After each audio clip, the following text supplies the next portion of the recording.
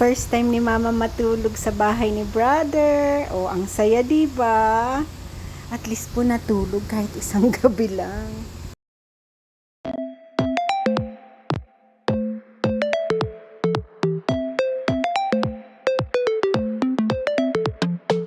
Good morning! It's a busy day today. Ano po, anniversary ngayon ni Father. Ayan po, nagsimula pa lang akong magbalot ng lumpia namin. Tapos, nagbago po ang menu. Si Mama po'y gusto na lang magbili ng pansit para daw hindi na ako mapagod. Sabi ko nga sa kanya, ilang araw na tayong nagsasabi, japche. Gusto niya yung, sige, sabi ko para maano na. Kasi maya-maya po tinatanong niya ako, nag-order na ba? Nag-order. Sabi ko, di ba japche tayo? Tapos mamaya po mag-order na. O sabi ko, mag-order na ako para matapos na. Hindi pala, si Brother po pala ang mag-order. Kasi, hindi namin alam yung phone number, si Brother po ang nakakalam. Tapos sabi ko, bro, bili ka na rin ng cake, yung rolls lang na ganon. Para may dessert kami. Sige, mag-aano daw siya. Mag-uutos na lang. Kasi hindi na nanda pala siya pupunta ng bayan. Kasi po wala pa si Daddy. Mamaya pa daw ang biyahe nila. Nagpunta pa po ata sila ni Rizal sa Divisoria at may bibilihin daw si Rizal. Tapos, after lunch na sila babiyahe. Makakahabol po yung si Daddy ng padasal ni Papa. Kasi yun talaga ang ano niya, sabi niya, kailangan makahabol ako ng padasal ni Papa. Alam mo niya naman po yun. Love na love ang kanyang father-in-law. In fairness to my husband, mahal na mahal niya po si Papa talaga. Maybe because growing up, maagang namatay ang kanyang father. High school pa lang siya. Tapos, syempre, nung nag-asawa po kami, paminta po ito, no? Paminta. Si Papa na talaga yung naging tatay niya, di ba? Tagal din po namin kasama si Papa. Ilang years? May 20 years. Kasi 2003 po kami ikinasal, pero bago pa yun, parati na siyang andito. Pumupunta parati siya dito sa amin. Kaya, kilala po siya ni Papa. As in, boyfriend pa lang kami nun. Ano na po siya. Si Papa na ang kanyang suki sa mga radyo, sa ganyan, TV. Parating may papagawa. Diba? Ito po yung slow fire lang para maluto ang karne yan. Ayan. Maliit lang na apoy. Tapos, yun nga, nagbabalot na po ako. Tapos, sabi ko po kay Mother, mauna na siyang kumain. Ayan. Una ka nang kumain eh. Maanghang. Maanghang. Baka nadurog mo yung ano. Hindi. Talaga maanghang. Kaya mo? Kunti. Oo nga. Yan na po ang ulam. Di na kami po nagluto. Thank you po sa nagbigay ng laing. Hindi ko po alam kung ka-farmer o galing talaga kay na brother yan. Pero kung sakali man po nabigay ng ka-farmer, maraming salamat po. Hindi na po kami ngayon nagluto. Bigay yan. Alam niya, magaling na sa haka-haka ang nanay ko. Mother, bakit ang galing mo na sa maghaka-haka? Paano mo nalaman na bigay? Malay mo, binili yan ni na brother. Oh. Ha? Kaya sabi ko sa inyo. Pag nagkwento tapos sabi kaninang umaga, nagbili na ako kay Rambo na magbili na ng pansit. Sabi ko, di ba ang usapan natin, japche? Sabi ko, sige na nga. Magpabili na lang ng pansit. Okay lang po kasi para... Ano ka lang pagod? Oo nga. Maya't maya po sinasabi niya. Sabi ko, sige na. Para, ako yung naulit-ulit kami na magja-japche ako. Sabi ko, okay. Sabi, tawagan mo si brother mo. Okay, tinawagan ko na lang po si brother. Yan. Sana hindi mahalimutan ni bro dahil walang kakainin ng magdadasal. Shanghai lang. Bahala ka. Naging makalangkala na sa Lutera na nulinig ka na narin hindi mawag mo kumpiyata sa tikang kakamtan ni Caradua ng Purgatorio. Lalo ni Caradua ng Jose Servilio para kanitig kayan death anniversary. Layo ang dalating kapainuwaning kadwanan ng alanamdo. Uli ni Pangko naman din kakamal-kamarang pasyon kamatayan Pilipinas. tapos upaligatan doon sa hinimpian ko, bakit mga itulit ng ukyat ang kayariyan. Doon ka rin di alaming mapalag ng panapasin. Ayan po, after 4 days, bound to Arayat na ulit po kami, going home. Nung padasal po pala ni Papa, dumating nun si Daddy, kasama si Mami, tsaka yung cousin niya.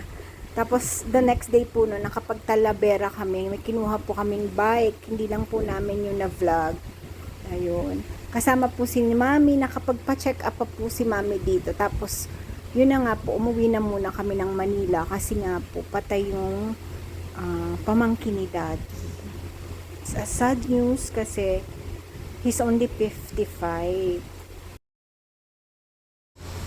Good morning! Ayan, kahapon po kami umuwi. Tapos, kami po ay nagpahinga muna. Wala pa akong ginawa kahapon kundi matulog. Bawing-bawi sa tulog. Ayan. Hinahanap ko po ang nanay ko. Kasi ganit na una po siya syempre gumising. Maganda po ang araw ngayon. Ako po'y maglalaba kasi syempre may mga damit po naming labahin. Dala-dala ko. Aba, may host din eh. Ano kayang ginagawa ng aking inay? Akala ko umiiyak. Akala ko po umiiyak. Nagulat ako. Kasi po nung isang araw, nagalit po ako. Hindi naman pala ako nagalit. Paggising ko pong ganito, nakita ko na naman siya, kinukulkul niya po yung ano nga, yan, kanal na yan. Pinipilit niya pong dumalo yung tubig kasi nai-stuck nga dyan. Tapos sabi ko, ako na. Hindi ko po alam kung na kwento ko na to sa inyo. Pag ganyan ko po, bali naman yung pinangkukulkul niya. Ano po, walang lakas. Hindi, parang umakit yung dugo ko sa katawan, sa ulo ko. Kasi, di po, wala namang force. Tapos, nakadukwang siya dun. Ang ginawa ko po, di ba, nahawa ko yung pangulkul na yun, ang ginawa ko po, tinapong ko, tapos naririnig ko siya, sa back ko, salita siya ng salita. Sabi ko, iniisip ko lang po, bahala ka dyan magsalita. Tapos, nagluto na ako ng breakfast. Tapos, pakaluto ko ng breakfast, tinawag ko na siya, Matara na, kain na tayo. Maganda po yung boses ko. Parang wala sa akin nangyari. Siya din, parang kunyari lang din, wala nang nangyari. Ganun na lang po kaming dalawa. Kasi papatulan ko naman, di ba po? Kasalanan ko din naman na tinapong ko yung stick. Good morning! Finish na? Finish na? Si Daddy po ay tulog pa. Bihira po yun. Akong naunang bumangon. Ayan na. Tulog pa si Daddy natin. Alam niyo po, mas mataba na to ngayon. Si Minga, tingnan niyo po ang katawan. Oh. Mas bilugan-bilugan. Bigat na po niyan. Kaya lang may tendency po talagang, sa tingin ko po siya, tabain. Si Mingming po ang haba. May bumisita po sa amin dito, yung pamangkin ni Daddy, si Ari. Sabi niya, Ate Jinky, malaki yung pusa mo. Malaki daw po ito. Talaga daw pong malaki si Mingming. Sabi nga nila, kasi ang haba po, mahaba siya. Tsaka hindi po siya yung, dahil siguro mahaba, hindi ganun kataba. Tingnan niya po. More pa? Oh, sige. Oh, more pa daw. Ano na, nagutom pang bududay. More pa daw? More pa? Ha? Oh, kuya. More pa daw. Ngayon mo na, hati uli, hati. Baka naman kayo tumaba ng husto. Baba, wait lang, anuhin natin, sayang naman yung natapon. Minga, go. Minga. Kain na, be. Ayun, baba. Eat na.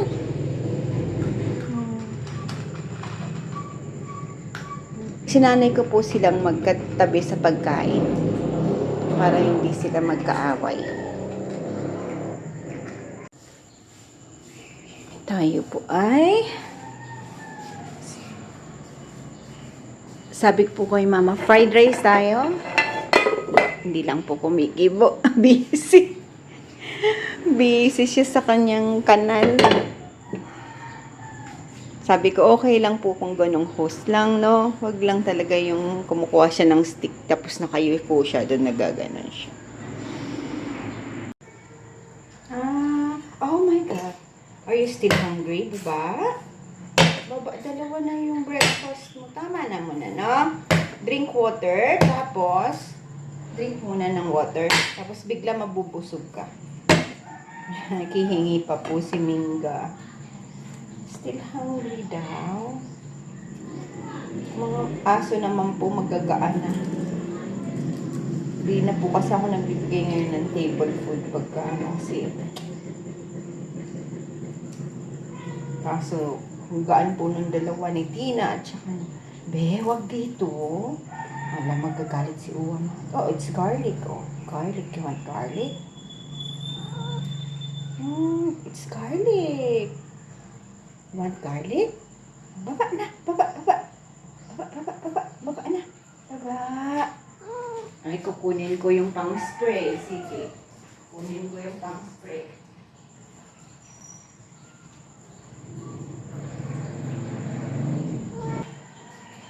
Baba na. Baba. Ay, titing water spray po.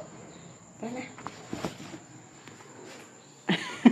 Pag nakita po yan, tinutok sa kanya na. Thank you, Sis Adora Bidard. Sa kanya ko po to natutunan.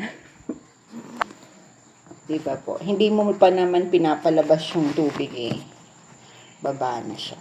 Pareho po sila ni Mingwing. Water spray lang. Pero dapat po pala, marami kaming ganito, sulok-sulok. Anywhere, pagka umakyat sila eh. Yun lang po yan sa may kainan.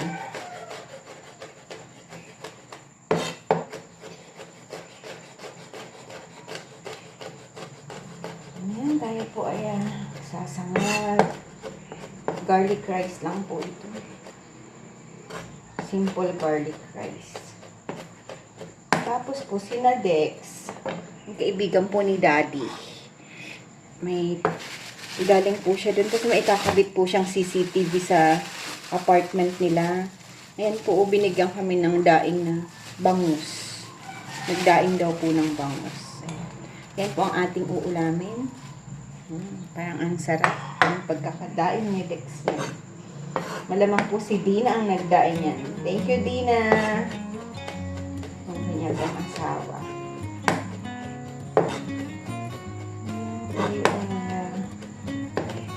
Garlicky rice.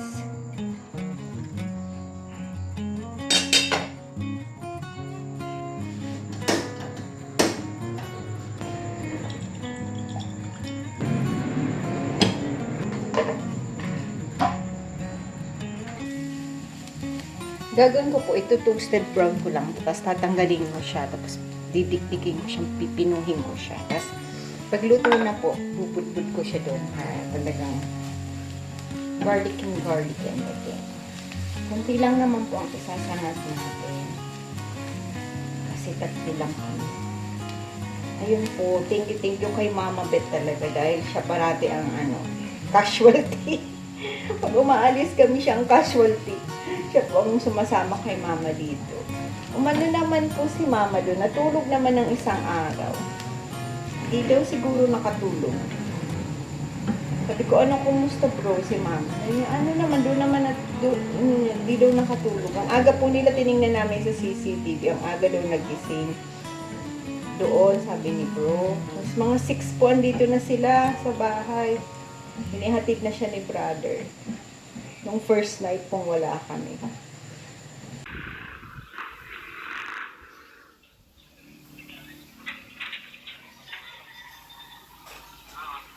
Ano ba kayo dyan? Hindi na kayo.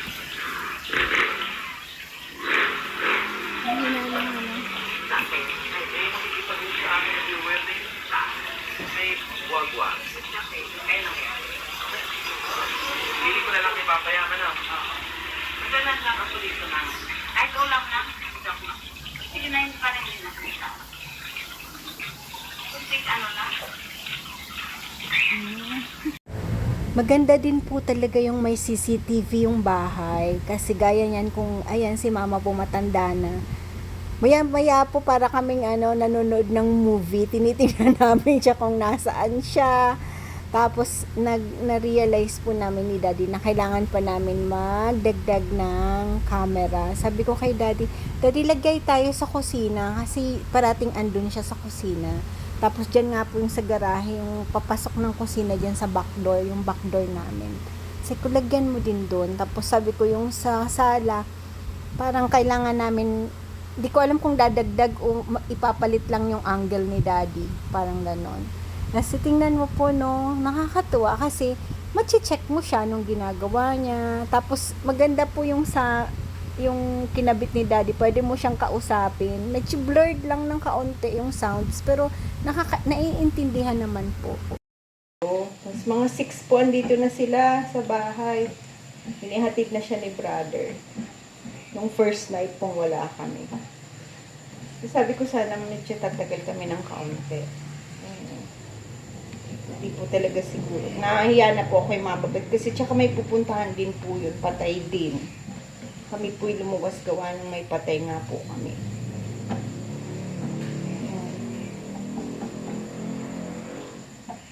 Hirap na po. Medyo mahirap yung pag maaga tayong nawawala ng yung mga bata pa, hindi pa ganun masasabing. Pag senior citizen, masakit, pero medyo po, no? Hindi, at least maisip mo na they have lived full life, parang ganon. Pero pag kayong mga 50s lang, no? Parang hindi pa sapat yung time na na-spent nila. Na po, 55 lang po eh. Na parang halos kaedad lang namin. 52 po kami. Kasabayan pong lumaki ni na Daddy yung cousins, parang pamangkin niya po yun.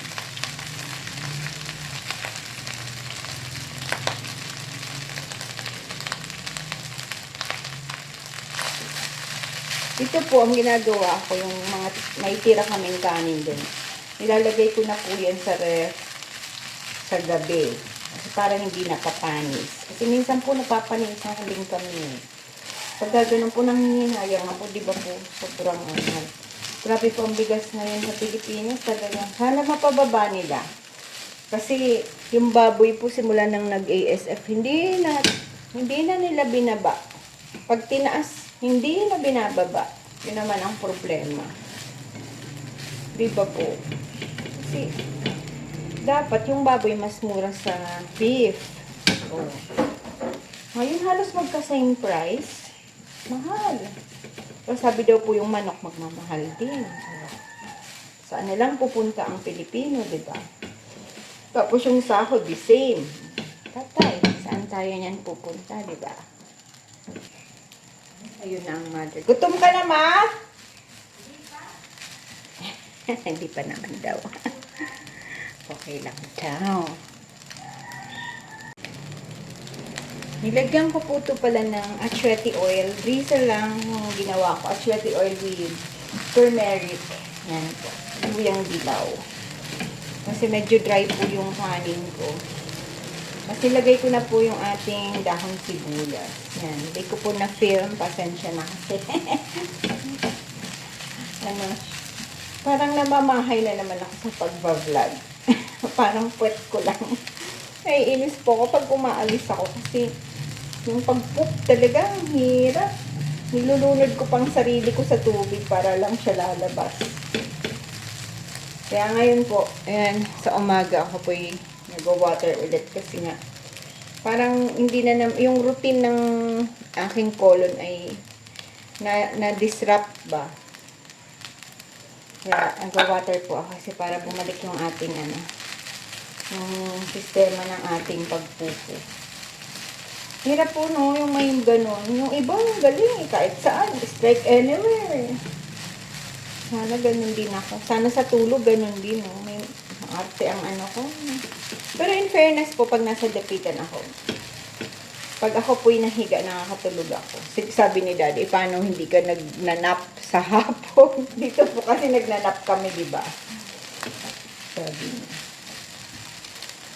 Siyempre, pag andun po tayo napapakwento, nakikipag chika-chika. Kasi nga po, bihira kaming nauuwi, di ba? Ayan na po yan. Okay na yan. Tapos lalagay ko na po yung, nagawa ko pala, didikdikin ko po yung garlic.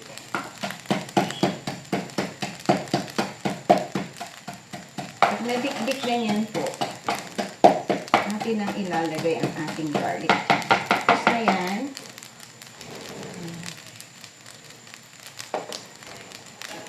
May garlic bits tayo. Tayo, pag kumain ay kakaroon ng masarap na lasa ng garlic. Sabi po pala ng doktora na pamangkin ni Daddy, sabi niya, ang ubo ngayon, buwan inaabot. Totoo po, no? Buwan ang abot. Umaabot po ng buwan. Isang buwan halos, di ba po? Kasi, ingat po tayo talaga. Palakasan ng immune system na naman tayo. Sabi ko nga, buti na lang hindi pa nakakarating dito sa bahay. Sana wala kaming dala. Pero wala po doon, tapos na sila doon. Tapos na po sila mami mag-ubuan. Nakalusot na sila.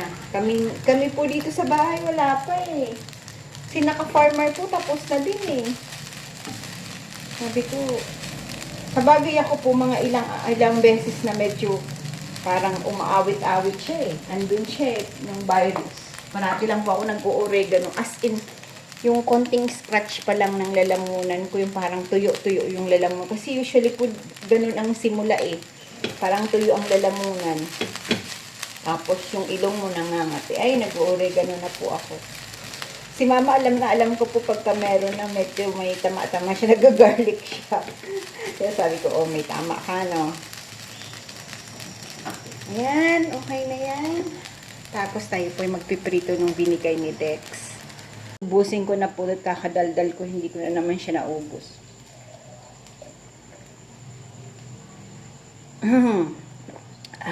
Sarap ng water. Warm water po yun, iniinom ko.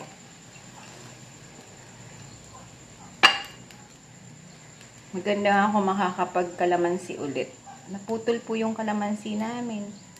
Naputol na naman yung aming green juice. Sabi ko kailangan bumalik kami kasi yung andun po kami pinag-green juice kami ni Tita Ason. Sabi ko kailangan ko talagang bumalik. Bumalik na sa pag-green juice. Tita Ason po ang tiyaga eh. Ang galing. Yung si Tita Ason po siya, yung diabetic, pero tingnan mo naman, di ba? Sabi ko nga sa inyo eh. May anting-anting ang mga bigas noon, ang tubig, may anting-anting. Ay, sorry. Dati po nagnuga best yun, si Tita Ason. Tapos bumili siya ng mga T9, hindi ko po yung parang belt. Tapos nung bumili po siya noon, meron siyang libreng parang mga bato-bato. Yun po nilalagay niya sa water niya, doon niya nilalagay yung bato. Ewan ko basta bato po niya.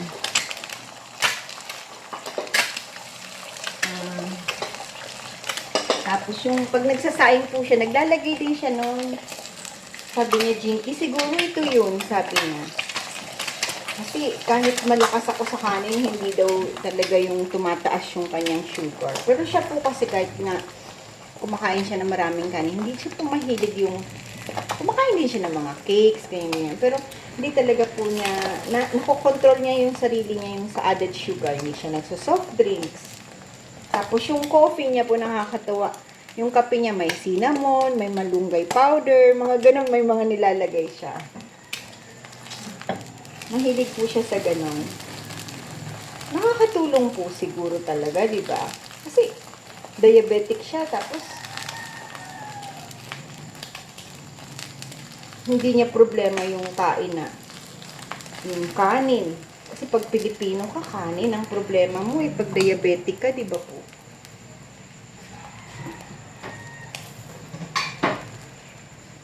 Hindi siya problemado na, kailangan kong itakal ang kanin ko. Siya po walang ganun eh. Galing din.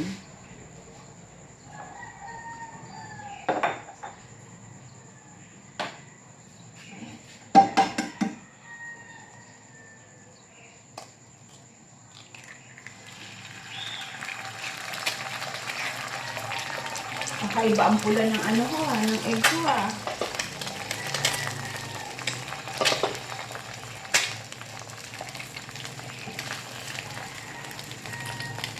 Ubus na po siguro yung binibili kong egg. Sa tindahan lang po yun. Binili ni mama. Ako, ganyan lang po magprito ng egg. Kaunting mantika. Pag-iisa kami.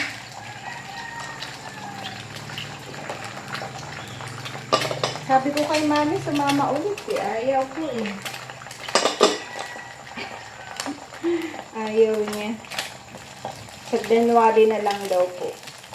Kasi sa January po babalik kami ng doktor eh. Ano siya eh,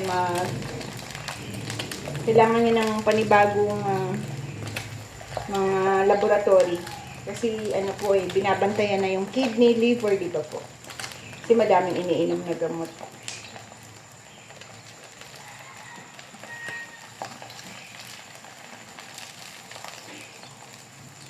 Sabi namin sa kanya, hindi siya pwede ma-stress.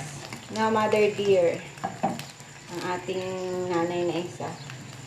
Pag matanda po kasi, lahat pinagkaka-stressan. Pati mga labahin, hugasin. Sabi nga ni Doc, dapat yan, hindi na kayo. Sabi ko kasi, Doc, yan po pagsabihan nyo, nai-stress. Mga maliliit na bagay. Sabi ni Doc, kayo, huwag po ganyan, ay. Sabi niya. Kasi po minsan, mas maganda na doktor ang magsasabi kasi nakikinig. Pagka po yung ano lang, yung ako lang nagsabi na, mami, huwag kayong may stress, yung mga maliliit na bagay, para po si mama, osi-osi din eh. Sabi ko, bawal sa inyo yan. Eh, mataas po ang heart rate niya. Nagdagan ni Doc yung ano niya, yung sa heart rate niya. Kinalahati na lang po yun.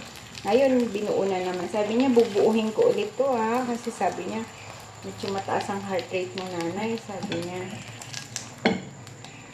Tapos yung Entresto niya po, from 100 mg, naging 200 mg. Kaya nga sabi ko, mami, tulungan niyo yung sarili niyo. Huwag kayong may stress.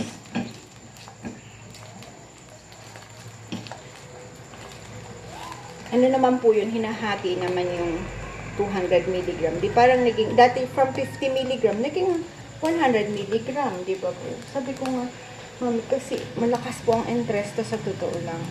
Yung mga nag-Entresto po dyan, maaano nyo, medyo malakas siyang gamot. Sabi ko, wag mong sayang din, di ba po? Kunting, anuhin mo lang ako. Ang lang naman huwag mai-stress, huwag mong problema, ganyan.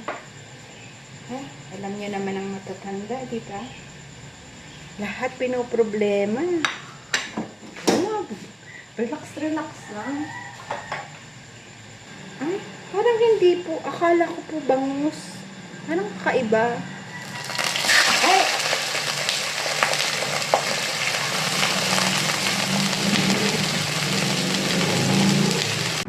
Yan, kain po tayo. Almusal. Yan. Ang ating turmeric atsuete fried rice, garlic fried rice. Yan. Kain po tayo. Si daddy po tulog pa. Anong oras na po kasi siya natulog kagabi. May tinatapos po siya. Oo nga, mabawi din. Kasi ako po kahapon, pagdating namin, mga 8:30 pa kami dumating. Natulog ako. Sabi ko kay mama, magsaing lang ako kasi mag-iinit lang naman po kami ng pagkain. Di ba naman? Natulog na po ako. Tapos hindi ko na sabayan si mama ng lunch.